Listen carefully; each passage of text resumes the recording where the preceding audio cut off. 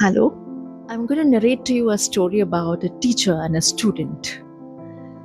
It is said that teachers go around their classes and tell their class students that all of them are equally important and he or she loves the class this all the same. But somewhere deep down, we know that as human beings, teachers too have their favorites. For some, it could be the backbencher. For some others, it could be the noisy ones. For some others, it could be the quiet ones who never ask questions. For some other teachers, maybe the talented ones. And for some other teachers, maybe the toppers. So today, I'm narrating a story. Again, the writer is not known, but it's a beautiful story of a teacher and a student. And this teacher, Mrs. Thompson, happened to pass by her fifth grade class and look into the class, and she sees Teddy Stoddard, a student who was a problematic student the previous year, and she had this contempt for this little child. Now she was given the task of going into each student's individual past records, past few years records, and see if improvement is possible in certain students' cases. And she found that Teddy's first standard record shows that a remark by the teacher shows that Teddy is a brilliant student and he's very neat in his work. The second standard teacher had put in a remark saying, Teddy is a bright student, but he seems to be troubled because his mother is facing an illness at home.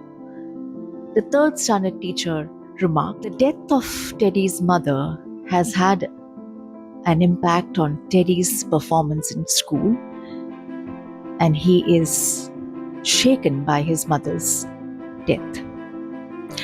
The fourth standard teacher remarked in the report card, Teddy shows absolutely no interest in studies.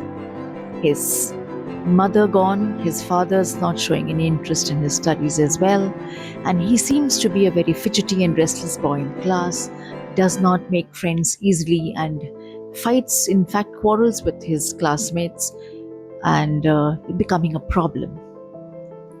After reading this 4 years record, now Mrs. Thompson has to teach these students in the fifth standard. She feels very ashamed of herself. She feels that she has misjudged this little boy. With tears in her eyes, she reflects upon what her purpose is as a teacher and what her task is as a teacher and how is she going to make things better for this little boy. So she calls him that day after class. They sit together and they talk, and then every day after class they would spend time together talking. The more they spent time, the more Mrs. Thompson got to know little Teddy. Now when Christmas came, all the students come up with little gifts that are wrapped in beautiful papers, and Teddy comes with a very shabby gift, badly wrapped, and he gives this little gift to the teacher, and the teacher opens it up first and she says, what has Teddy got for me? And it was a rhinestone bracelet with so many stones missing, and a little bottle with just a quarter of it filled with perfume. Now, this was the perfume bottle of his mother, and the bracelet was also of his mother. He didn't have anything else to give the teacher but whatever he had. And probably this was priceless for him as well. But he gifted this to the teacher, and all the kids in the class started laughing because of the gift that he gave. And the teacher silenced the class and told them that and said, this is the best gift that I have received. And she spent even more time with him after classes.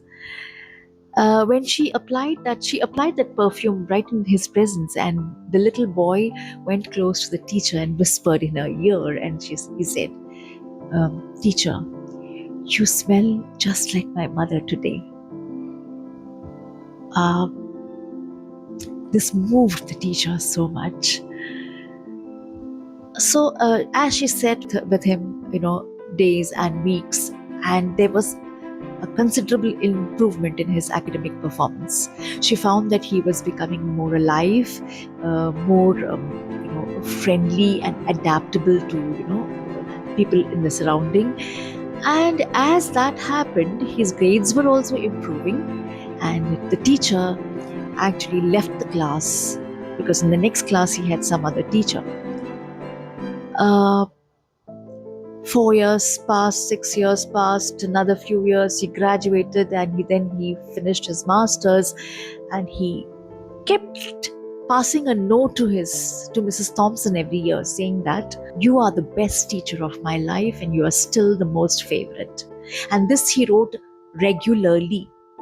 After every 3 or 4, 5 years, he would write this. Now, when he finished his masters, he came to meet his teacher, and he addressed her and told her that he is now Theodore Stoddard, MD. So Dr. Theodore now fell in love with a girl, wanted to get married to her. The marriage was fixed. The invitation was given to Mrs. Thompson. And when he went to invite her, he told her, Teacher, I want you to come, Mrs. Thompson, for my wedding, because there will be one seat reserved for you in place of my mother. I have lost even my father. I have nobody in my family except you, Mrs. Thompson. So I would be waiting for you. Please do come. And she promised him that she would come for the wedding. Now, the wedding day, in the wedding hall, we see Mrs. Thompson entering the hall with her frail, weak steps. She enters, goes to the side of him, gets the seat to be seated, and she is wearing that same rhinestone bracelet with so many stones missing, and she's dabbed that perfume on her skin. And Theodore goes to her and whispers in her ear, "Thank you so much, Mrs. Thompson, for believing in me and making me feel so important and making me know that I can make a difference to my own self." And then she says, "Dear Teddy, you get me all wrong. In fact, you have taught me to be a better teacher. I never knew that I could make a difference in your life." This was the story of a teacher and a student. And I'm sure all the teachers out there who are listening, and those who are extremely empathetic teachers, will understand the fabric of the story. That there are so many times and when we too, we get to know a student and the student's problems in life, and that's when we get the whole perspective and put the problematic student that we call, we no longer find them problematic. It's just because we know a little more about them. So I think it's very important for teachers to not just teach in class, but maybe connect with students. You might say there is no time for that, but I think if you really have the will, you can make it happen. So on that note, bye bye. Hope you enjoyed.